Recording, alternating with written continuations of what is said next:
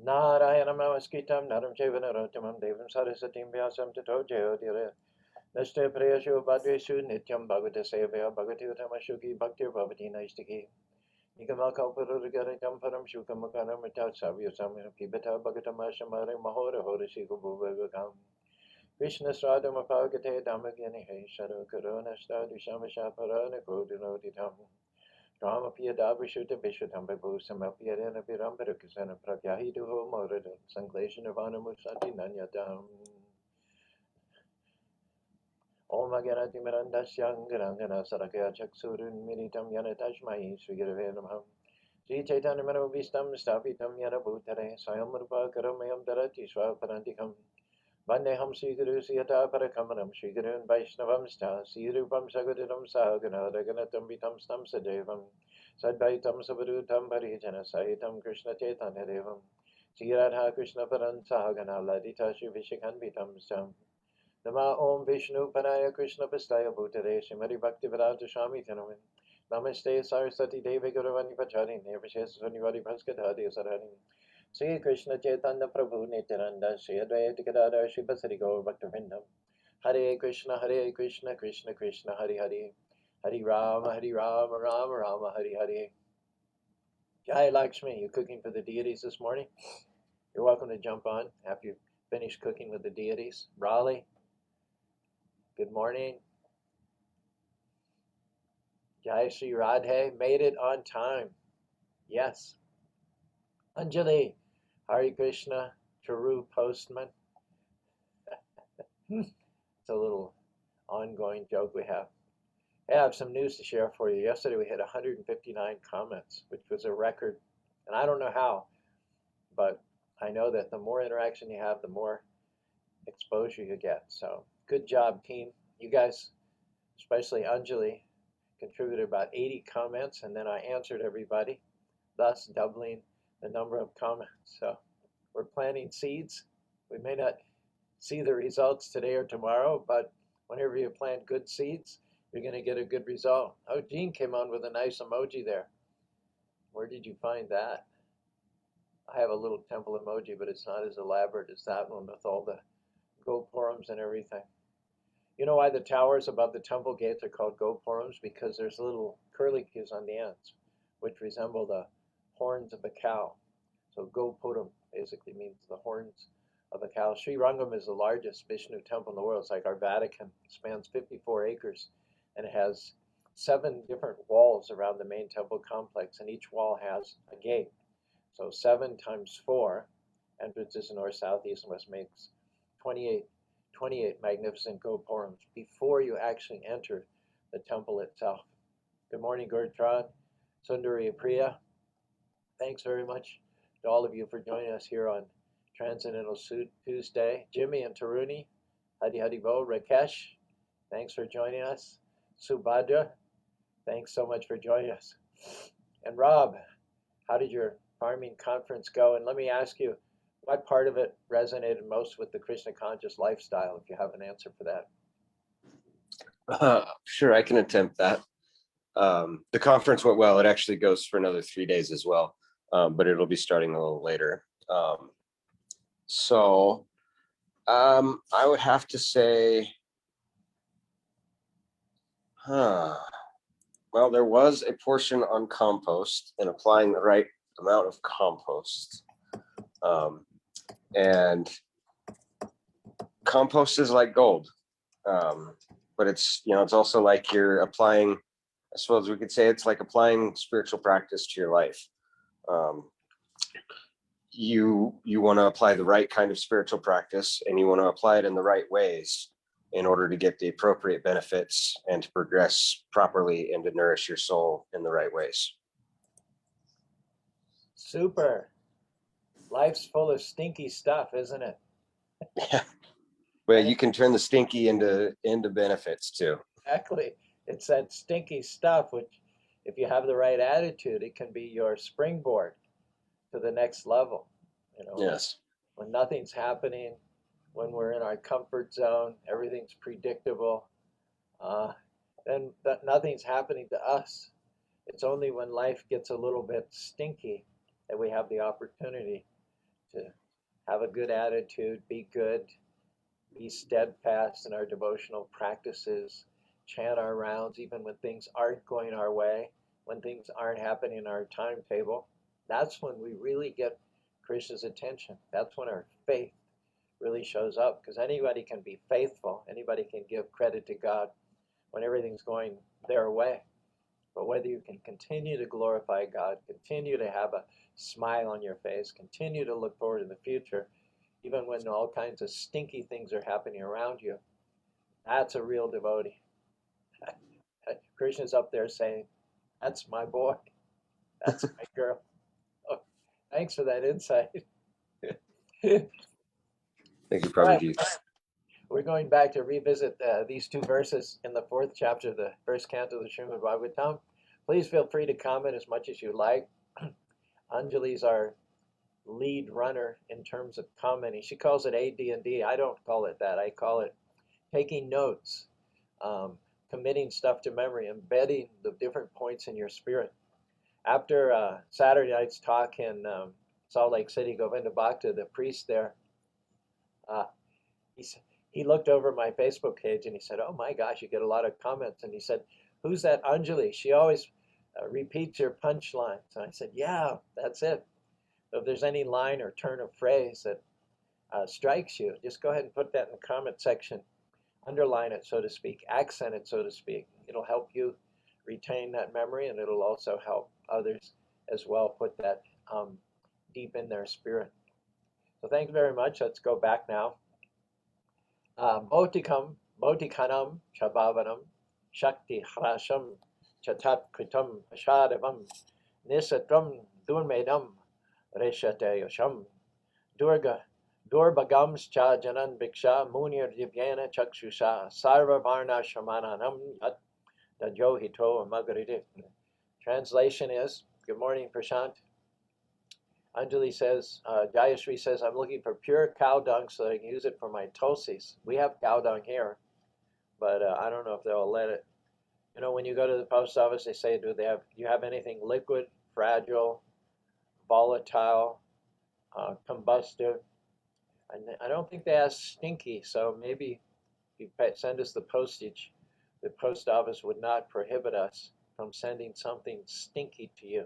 But we have 3 purebred mini zebus here, and many people come and avail themselves of their dung for their various pujas and rituals and things like that. Nevertheless, the translation of this verse is the great sage who was fully equipped in knowledge could see through his transcendental vision. This is talking about Vyasadeva, and he's 5,000 years ago. He's envisioning all the anomalies of the Kali Yuga age. He could see the deterioration of everything material. They talk about time's arrow. You draw back, they have bows, they have 30-pound bows, 50-pound bows, 70-pound bows. And the higher the poundage of the bow, the more resistance. So the stronger you have to be. But if you pull that arrow back, no matter how far you pull it back, how strong you are, and no matter how high the poundage is, when you release that arrow, it leaps out, it launches at an incredible velocity and power. But the laws of nature are such that there's always friction. This isn't the spiritual world. This is the material world, and you're always going through matter, which means there's a drag. And so it doesn't matter how powerfully that arrow launches from the bow, immediately there's drag, there's drag, there's drag. So that arrow can have more initial inertia, which can cause it to gain altitude and gain altitude and gain altitude, but it's not going quite as fast. It's not going quite as fast. Eventually, it reaches a apogee, I think they call it, a high point, and then it just, the potential energy has turned into kinetic energy, and now it's losing altitude, it's losing velocity, and eventually it's just going to fall to the ground. So when the Lord set everything, he restarts everything periodically. Every 4,300,000 years, there's a reset. From winter, we go to spring again. However, the effect of what is called time's arrow is that the more there's duration, the more there's diminution and deterioration. The first age, the golden age, just after the reset, it's 1.8 million years. This is the Krita or Satyuga age. People live for 100,000 years. At the end of that age, there's the Treta age, the Silver Age, which lasts 1.2 million years. And people live 1,000 years in that age. Wait a minute, 100,000? No, they live 10,000 years in that age. Then the next age is the Dwarpa age, the Bronze Age, which lasts 800,000 years, during which people live 1,000 years. If you read some of the old books of the Old Testament, Noah lived 1,000 years. Methuselah lived for 900 years. That means just past the back past in the transitional period between those two ages. We read in the Krishna book about Muchukunda. Muchukunda fought for the demigods, and he helped them triumph over the demons. And they asked him a benediction, and he was so tired from fighting for hundreds and hundreds of years. He said, "I just want to sleep." And he said, "I'd like to burn to ashes anybody who should happen to wake me up before I'm ready." So he went to sleep in the Dwarpa Yuga age, when people lived longer, when the air was purer, the trees were higher, the mountains were more robust. And when Kalyavana kicked him and woke him up untimely, of course, he burned Kalyavana to ashes with his glance, which was Krishna's plan. But then when he emerged from the cave in which he'd been sleeping since the Dwarpa Yuga age, he was really disappointed. He didn't like what he saw. He saw gas stations, saw junkyards. Not yet, I'm just kidding. But he saw that everything had diminished. So this fourth age, which is far removed in time from the original reset of the Kali Yuga age, the arrow has been coursing for 4 million years, and it's been losing altitude progressively, and now it's really at its low point in the Kali Yuga age. It's not very high, it's not going very fast, and it'll eventually drop to the ground at the end of this age. Things will be so degraded, we don't even want to go there.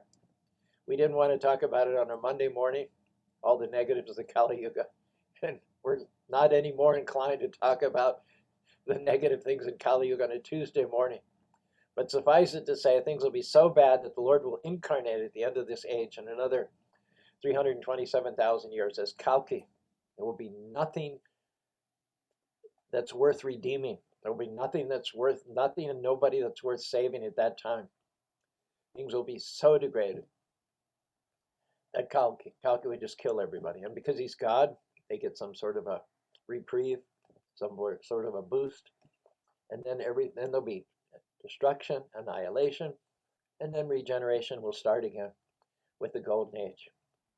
So Vyasadeva is on the cusp of the Kali Yuga. He appeared 5,000 years ago. The Kali Yuga began right after Lord Krishna departed, taking behind him with knowledge and religion, leaving behind the light of the Srimad Bhagavatam, which we're going through consistently and steadily every single day. Vyasadeva is on the cusp of this winter season, this age of coral hypocrisy. He's seen all the anomalies. He's not happy about it. He's a devotee. Devotees feel empathy for people in general. They want to do what they can do to help out, to relieve people from suffering. He could envision people are faithless. They'd be reduced in their duration of life. They would not have the patience to practice yoga and penances and austerities.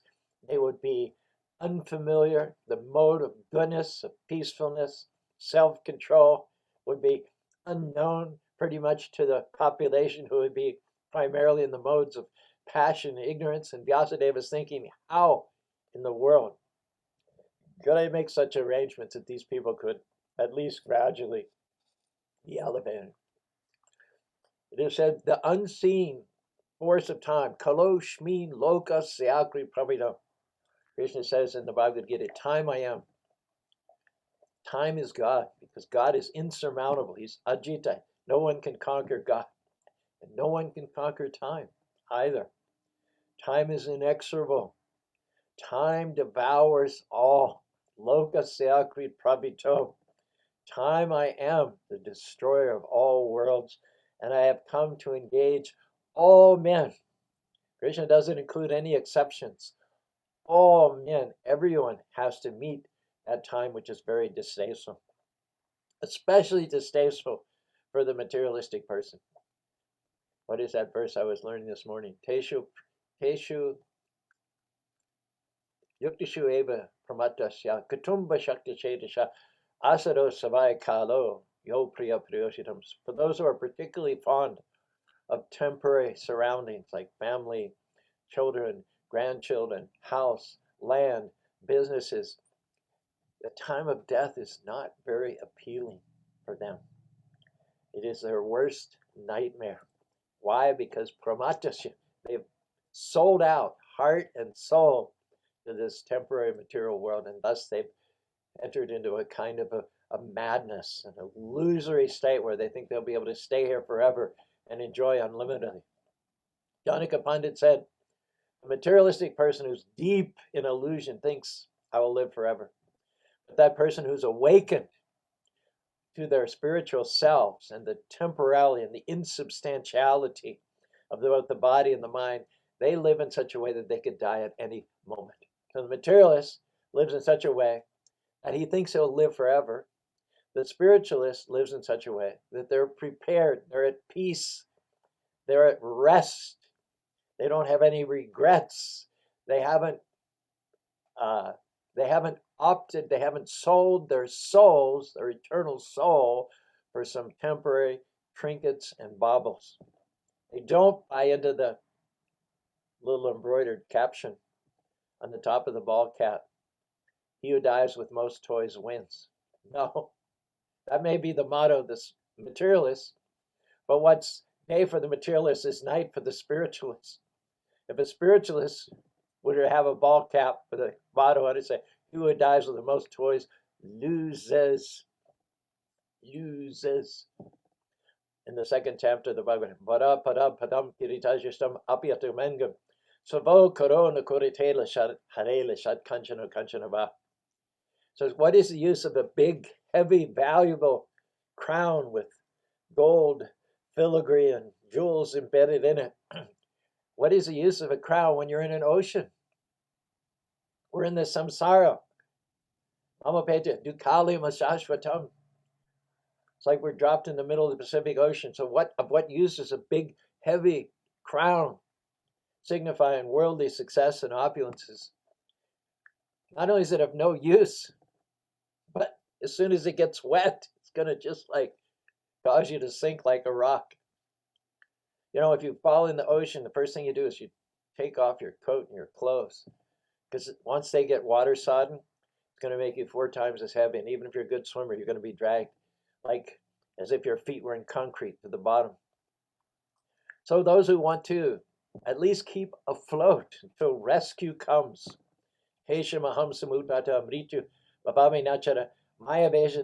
Krishna says, for those who keep me first place, for those who worship me in faith, he says, I am the swift deliverer from birth and death. And there's a wonderful illustration in the Bhagavad Gita.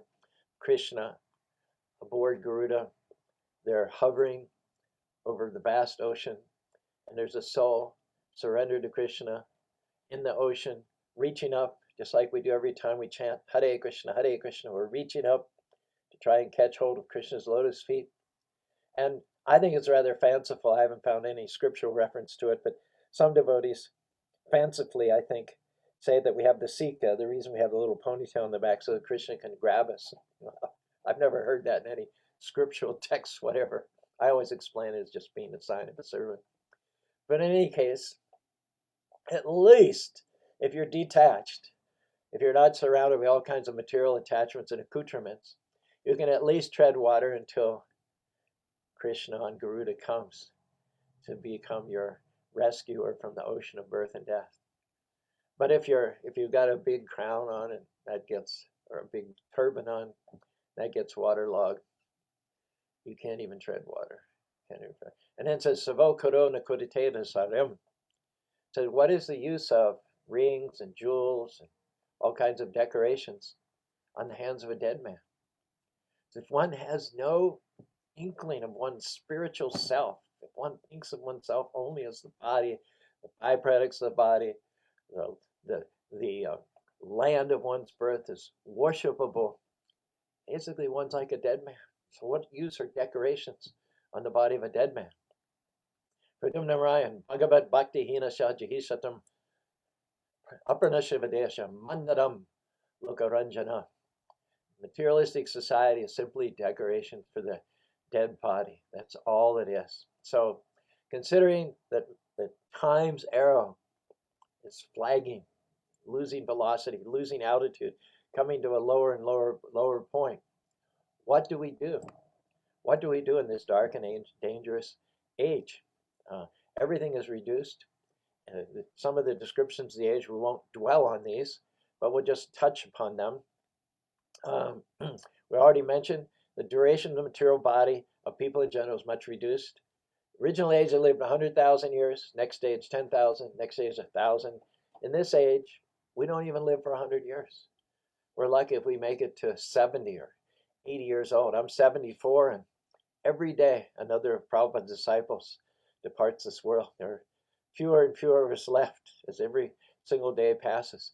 We should have a duration of 100 years in this age, but already we're not even 5,000 years into a period which is 427,000 years long altogether, and already we're by 25%, the average lifespan is reduced.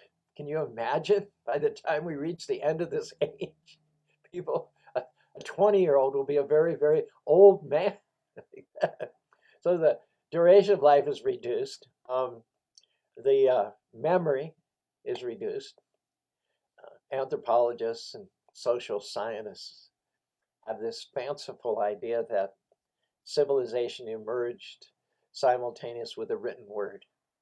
And because writing began to appear 5, 4, 3, 2,000 years ago, that's when people emerged from Neanderthal, prehistoric, barbaric states and started to become civilized when they started to write things down. Can I tell you that's not true? It's just the total wrong interpretation. Prior to that, spiritual knowledge, spiritual wisdom, spiritual culture, and spiritual customs were passed down for tens of thousands of years by oral reception. The Sanskrit word for knowledge is sruti. Sruti means just by hearing. Doesn't mention anything about writing, publishing. The memories were so sharp. The further back you go, the further you backtrack the trajectory of time's arrows, the more everything had more vitality, more power, not just the water and the air and the sky and the mountains, but the people themselves were just more. They were more. They lived longer. They were more retentive. They were sharper. Their memories were much greater. Consider 5,000 years ago, Sutta Goswami sat there for 7 days, passively, listening to Sukadeva Goswami narrate the 18,000 verses of the Srimad Bhagavatam to Maharaj Pariksit.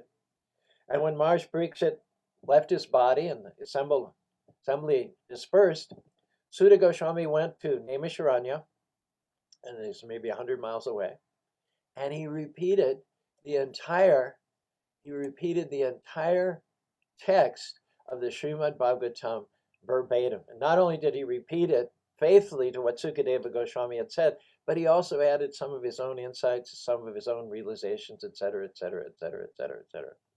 So this was the power of the intellect. The more that we retrace, the more we backtrack time's arrows. Now the land, it's mentioned too that the land does not produce food grains in the same proportions as it did in other ages. In other words, the production is not as great.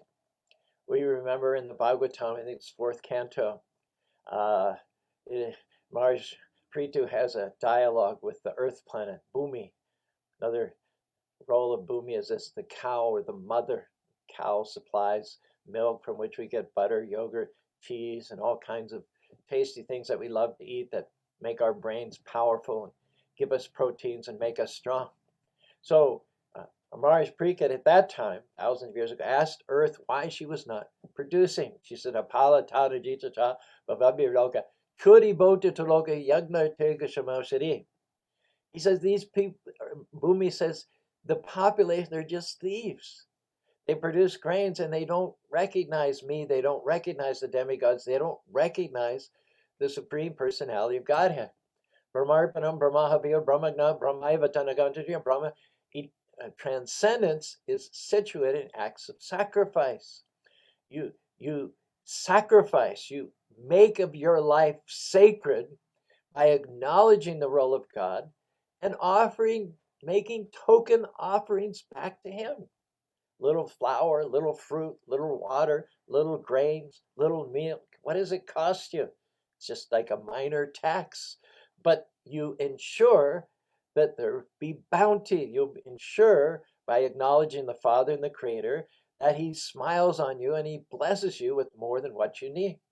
But when you begrudge the Lord and His representatives, the demigods, even a little flour, fruit, and leaf or water, then the earth explains, then I withhold the grains and fruits and legumes and milk products that you need to nourish yourself and your children.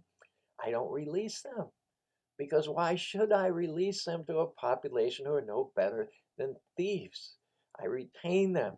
So scarcity comes about in the Kali Yuga age, not only because of the diminution of the age due to the influence of time, but also there has been piety, righteousness, higher consciousness has also diminished as well, and people do not bother to acknowledge the Lord by offering grains back in sacrifice. And the cow, who is the specific representative of the Lord's most favorite animal, does not give as much milk it used to give formerly. In the old days, when the cows were ensured of a long life, when they were appreciated and even honored and worshipped and given a high position as they deserved, they produced so much milk that the fields were watered by the overflow from their milk bags. But now they know they're going to be killed, so how much milk are they obliged to produce? If you go to the office every day and you know that after 5 years the boss is going to kill you, how how how conscientious a worker are you going to be? How diligent are you going to be doing your duties in the office? The cows, they know that whatever kindness that the farmer shows them is just the kindness of the butcher. Just wants them fat. He wants to delude them into thinking they have a happy, comfortable life. So then he'll get more poundage, get more money when he sells your flesh to the carnivores.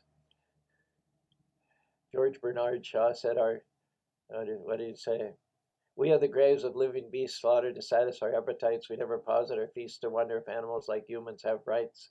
We pray on Sundays that we have light to guide our footsteps on the path we tread. We're sick of war, we don't want to fight, and yet we gorge ourselves on the dead. Like carrion crow, we live on feed and meat, not considering the pain and suffering we cause. If thus we treat defenseless animals for sport or gain, then how can we hope to attain the peace we say we are so anxious for? We pray for it over hecatombs of slaying to God, while outraging the moral law. Cruelty begets its offspring, war. Well, for various reasons, our own shortcomings and the effects of time, we do not have sumptuous, nourishing food. People didn't have to spend so much time over their food in the past. Everything was powerfully produced from the powerful Mother Earth. It had a lot of, all food was power food. Now we have to discriminate between MSG food, modified genetic food, processed food, whole foods, raw foods, and just enough to make your head spin. You didn't have to concern yourself with any of that in the past. Your food was robust, powerful, your water was pure. Now the fact is that although we falsely think of ourselves as opulent and affluent, the fact of the matter is that we're suffering a lot of scarcity. Prabhupada said even 100 years ago in India, people used to eat off of gold plates.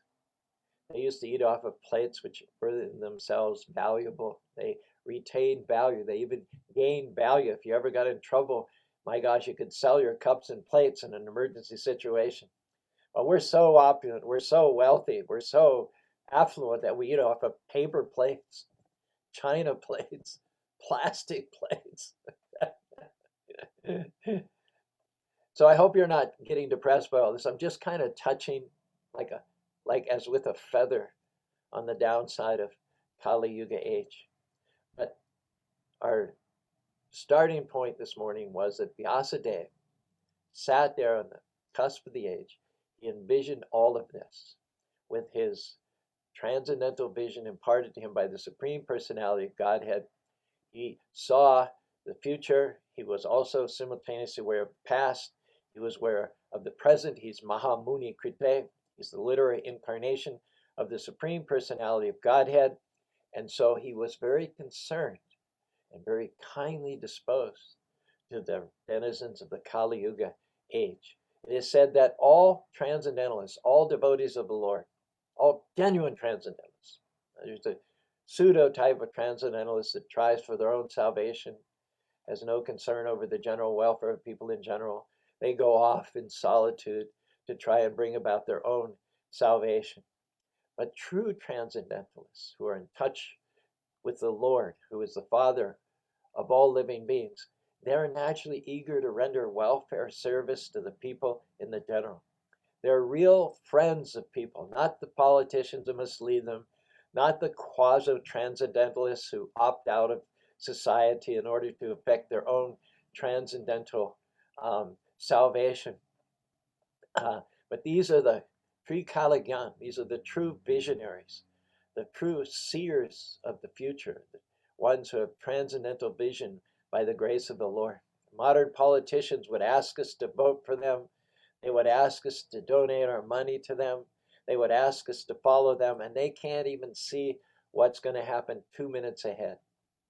They can't even see the consequences of their present sinful activities wreaking havoc in the future of the country and the Kali Yuga in this age.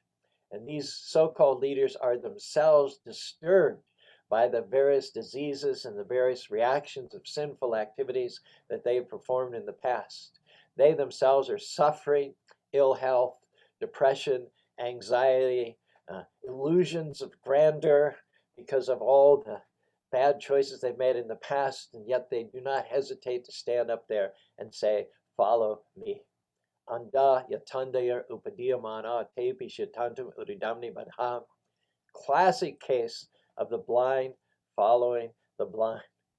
Now, in contrast to the modern so-called political leaders, Srila Vyasadeva and the assembly of devotees are always busy planning something which will help all living beings, irrespective of their race, their ethnicity, their nationality, or even their species. The pure devotees of the Lord are kindly disposed to all living entities. I'm thinking of something that Kalakota wrote from the Rap of God, and I also adopted it a little bit. It addresses this point here. It says, the Mahatmas, great souls who know reality, feeling my protection, the flow of their affection comes to me. They sing my sacred names with voices sweet and stake their rightful claims at my lotus feet. I see, maintain, and shelter all. I am the seed of everyone. I am everyone's best friend. I'm the beginning, middle, and an end. Arjuna, tell the people boldly, Krishna's devotee never dies. Men and women, high and lowly, everyone's equal in my eye. Anyone who comes to me will never be denied. Bhakti Yoga will set you free. Success is guaranteed. Just think of me and become my devotee, and you will live with me eternally. There is no greater philanthropist than the Lord himself. And those who represent the Lord, they are also transcendentalists. They are also philanthropists, such as Vyasadeva, Narada, Madhva Chaitanya, Rupa Goswami, whose appearance day we just celebrated the other day, Bhaktisiddhanta Saraswati's Divine Grace, A.C. Bhaktivedanta Swami Prabhupada. They may be different. They may have different names. They have appeared in different families, in different periods, but they're all basically one and the same. Guru cannot be two, Prabhupada used to say. The Guru is only one. They may be different personalities, but their conclusions are all the same. That God, or Krishna, is the Supreme Personality of Godhead, Swayam Bhagavan. We are his parts and parcels, and some or other to be free of all the miseries of this age and all the shortcomings of being in this material world, which are specifically birth, death, disease, and old age. We need to re-engage ourselves in the transcendental devotional service of the Lord. Maitreya, if you want to jump in and add anything, your comments are very insightful from Facebook, and I know that you've jumped in on Zoom here, so we'd like to give you a chance to contribute as well. What say you, sir? Thank you, Prabhu. I'm appreciating your message. I'm an hour behind you, so I'm in the middle of other things this morning, and just really appreciating the listening. One thing, the point you made about the potency being reduced in this age, it for the devotees that are attempting to follow the Sankirtan mission of Lord Chaitanya Mahaprabhu, it's one of the austerities that we don't gladly accept, but we accept. There's so many pictures of Srila Prabhupada preaching, and you hear the question coming, and you can see that the sadhu means titiksha, tolerant. So it's a way for us to learn tolerance. Like Prabhupada, like the devotees, the main thing about going to India, he didn't even mention cultural aspects. It was to learn tolerance. So yes, everything is the potency of so many things are diminishing in this age, even in our own minds and bodies. But it's a way to learn tolerance, which is good for us. So anyway, I'm Good comment. I like that. In the second canto of the Bhagavatam, it is said, Maharaj Pariksit himself said, who is trying to hold back the forces of Kali. He's failed. I mean, not failed. I mean, it's time. It's Kali's time. In fact, it's past Kali's time. Maharaj Pariksit single-handedly kept Kali from coming in when Kali was scheduled to come in. Kali was scheduled to come in right after the departure of Lord Krishna, but Maharaj Pariksit was such a powerful advocate for people in general and a powerful protector of Sanatana Dharma that Kali wasn't able to come in. You know, Kali was like, hey, what's going on here? This is my time. You can't do this. And so Prabhupada said there was a conspiracy to get Maharaj Pariksit out of the way that involved the bite of the snake bird and the curse and so on and so on. But Maharaj Pariksit says, Kimnu balashu sura nakalina badina pramata pramatishu yovaktunishu. When King Pariksit, when the writing's on the wall, and King Pariksit sees that in spite of his best efforts, it's time. It's literally time. You know, that time, the time arrow has gotten so low that there really cannot be any other option except that now Kali's coming in, meat eating's coming in, slaughterhouses are coming in, gambling's coming in, casinos coming in, brothels are coming in, motels are coming in, butcher shops are coming in, restaurants are coming in, intoxication coming in, bars are coming in. He sees that this is inevitable. It's in fact past due. And so he gives us the key. He gives us the key. He says, Kimnu Vadashu Surena Kana Apramata Pramateshu Yovrtu Nishabardate. Pramata means madness, a hallmark, a characteristic of the Kali Yuga as it deepens and lengthens, is that people become progressively more and more and more mad after sense gratification, after material things. But he says, you don't have to be affected. You don't have to go along with the crowd. Just like if there's a storm, everyone's getting wet. But if you have a good umbrella, even despite the fact that everyone around you is getting wet, you can stay warm and dry. Similarly, anyone who takes shelter of the lotus feet of Krishna, Tulyava, Lapanipi, Nashorgam, or more specifically, take shelter of the devotees of Krishna, after which His Divine Grace, A.C. Bhaktivedanta Swami Prabhupada established a worldwide society of devotees called iskcon, or the International Society for Krishna Consciousness, says who takes shelter of devotees achieves relative immunity from all the madness and dissipation and degradation of the Kali Yuga age. If you're in an ocean, in a small boat, and a storm comes up, you're going to feel every wave and every tremor. The likelihood is not only that, but you'll get overturned, you'll drown, because you're only in a small boat. However, if you're in the ocean liner of the Lord's lotus feet, You'll still feel the waves. The waves will still be there, but you'll just feel them as little tremors. So similarly, it says, Samsrita para palapam mahat param yashomara param param babavdut here. This material world, and especially, it was never safe, even in the previous ages, but it's really dangerous now.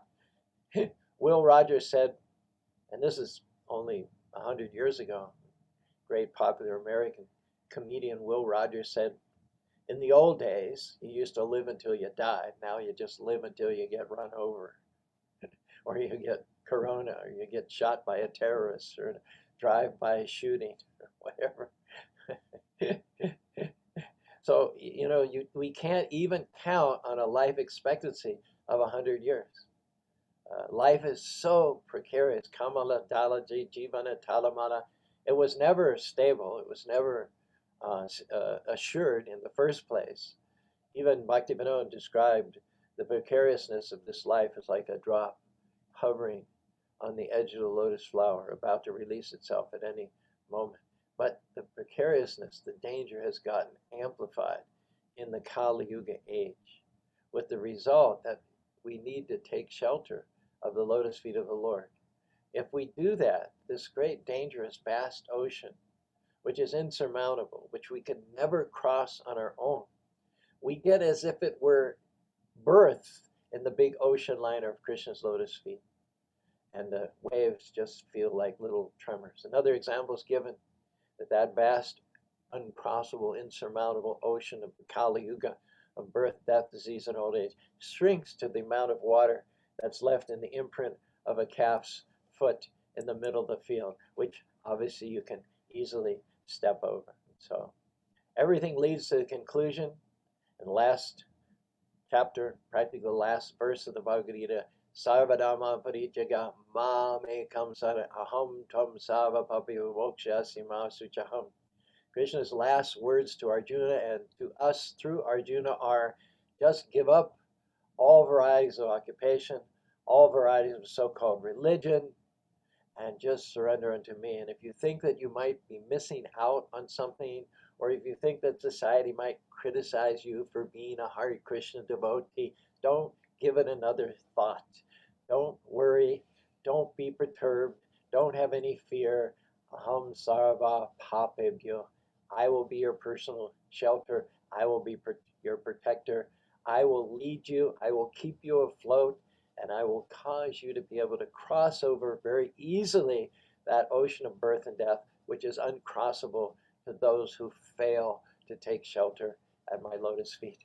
Om Tat Sat. Lakshmi's on board.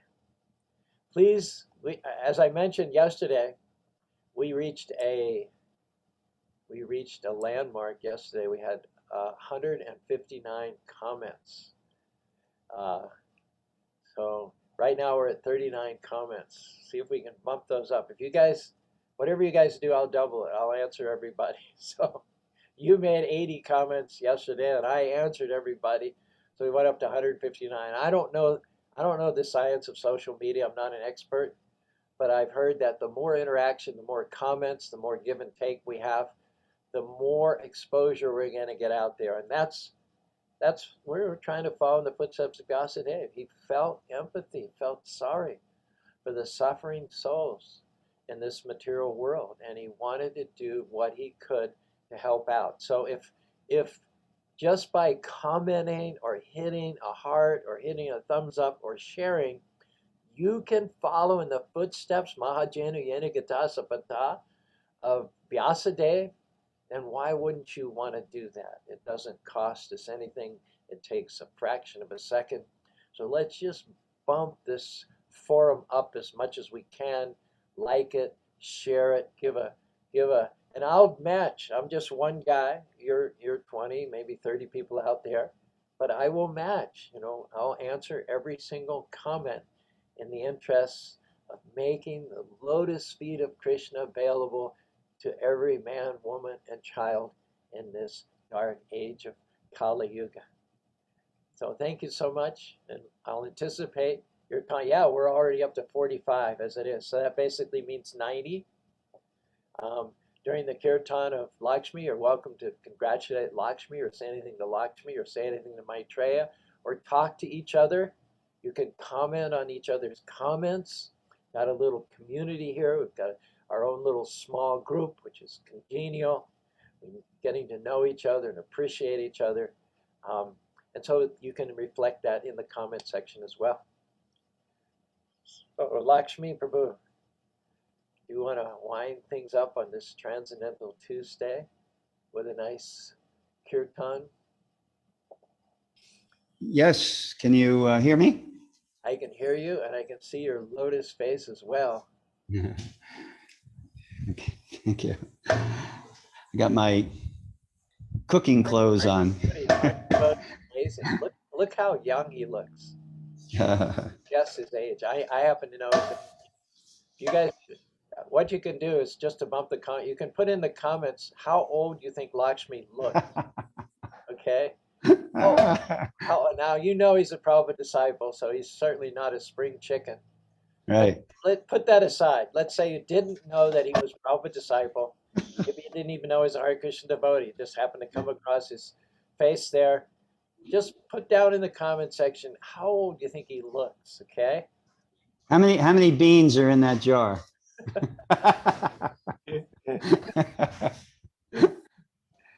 Yeah, I got a compliment. Yes, what was it?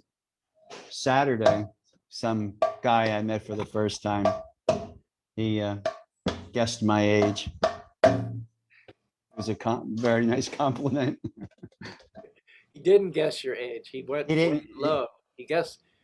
He said what you looked like. He didn't say what the actual Right. age of your body was. Well, he didn't know I was a Prabhupada disciple. He didn't know anything about anything. He was just a friend of my wife's. So he just guessed, and it was nice. Although You've it's already just, got a comment from Rakesh that says you look like you're in your late 40s or early 50s. oh boy. Priya says 65. Okay. Hi, Bobby, one of your best friends, your newest best friend, says 45. Uh-oh. I would say 45, honestly. I think you could pass for 45. Really? Well, I'll know that next time I apply for something or other, which I'm probably not going to, but those days are long over. Just to give you all a hint, I'm retired. This is my 9th year in retirement. Like, just to give you a hint. I can feel all those wheels turning now out there. 60, but you're not that old. You're not 65 plus 9. No. You retired at 60, probably. 62. Retired. It's Okay. there you go. We all know his age now, but just what do you think he looks like? This is Yeah. the contest before us at present. Yep. How many beans in that jar? There you go. There you go. You know, but there's a famous Christian monk. His name was Saint John Climacus, and he was saying how this body can look like a pomegranate. It can look nice and shiny on the outside, but rotting on the inside. And he also attributed that to pride. He said, you know, you can be from the outside, you externally can have a certain appearance, but if you're proud, then internally you're rotting. So Well, when we hear the beautiful kirtan, which is the expression of your inner self, we realize that you're even younger inside than you are outside. well, that's true. Eternally youthful by the grace of Krishna. Govinda Dev says, what's the secret of looking eternally in your 40s? Chanting Hare Krishna. There's two compliments in there. Yeah. Jayashree Radhe says she was reading a purport in the Srimad Bhagavatam that one does not age when one is engaged in devotional service. There you go. Yeah. Chris Yeah, says, you look great, bro. I read somewhere that Bhakti, I don't know, I can't attribute this to a location, but Bhaktivinoda Thakur said something to the effect of sinfulness ages the body prematurely. So whatever Prabhupada has given us, he's definitely given us a life that, if we follow, is a life, free of sin, pretty much.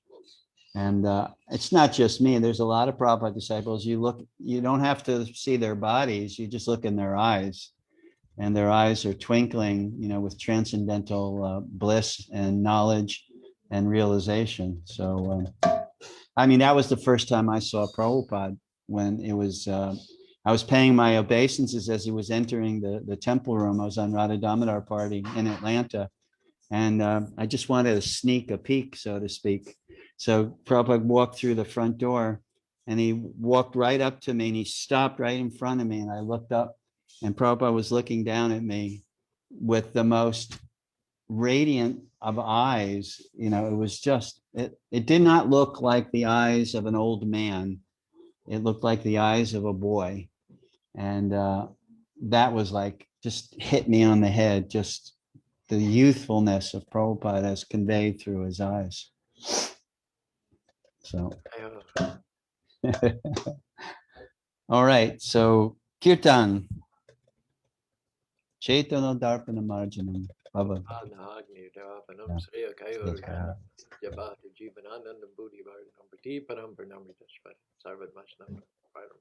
Take it away, Maestro.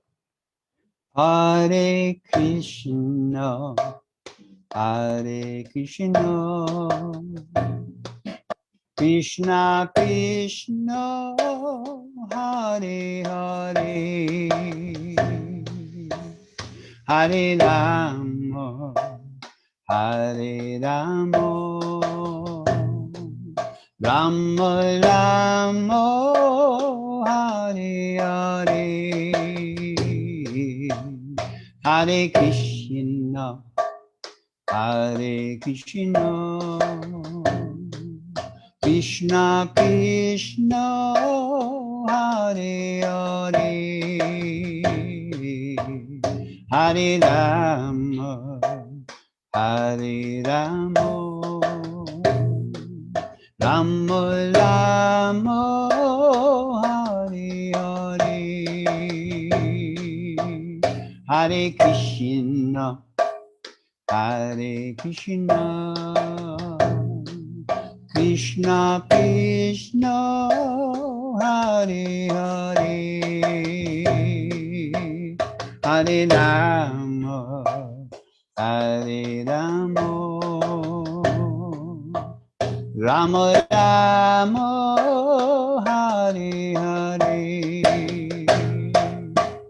Hare Krishna, Hare Krishna, Krishna Krishna, Hare Hare, Hare Rama, Hare Rama, Rama Rama, Hare Hare, Hare Krishna, Hare Krishna, Krishna Krishna, Hare Hare, Hare Rama, Hare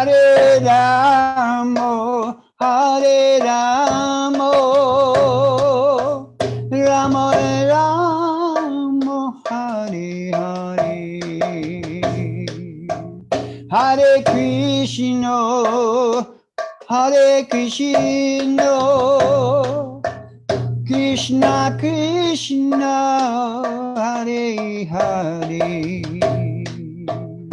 Hare Rama, Hare Rama, Rama Rama, Hare Hare,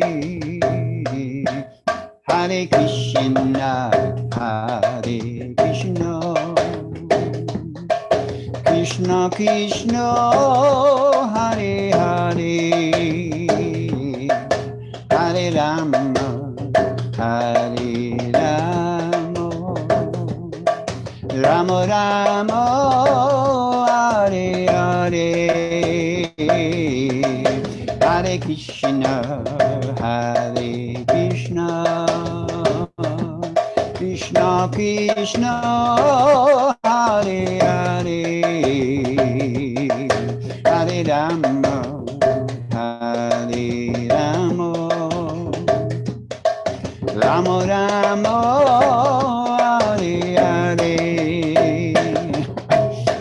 Hare Krishna,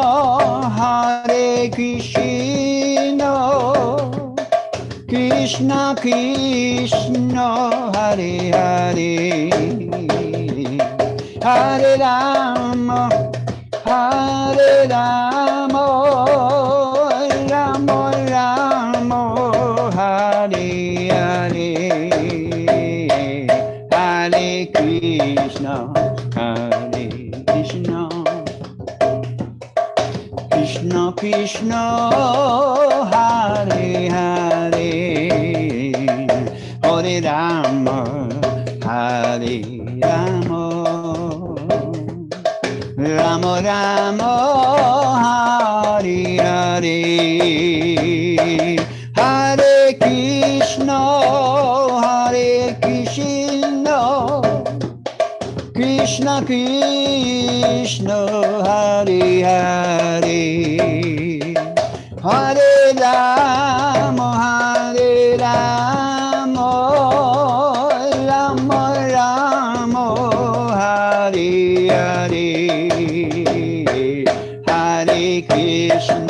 Hare, Hare Krishna, Hare Krishna, Krishna Krishna, Hare Hare, Hare Rama, Hare Rama, Rama Rama, Hare Hare,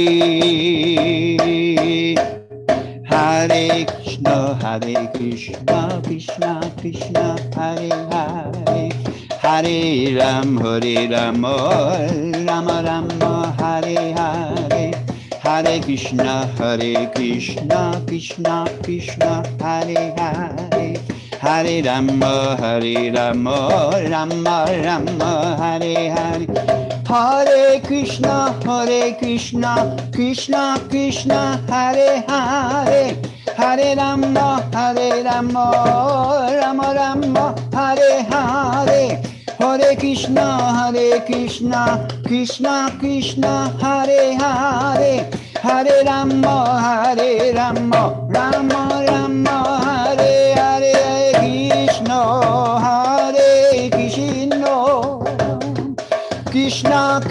Hare Hare, Krishna, Krishna, Krishna Krishna, Hare Hare, Hare Rama, Rama Rama, Hare Hare,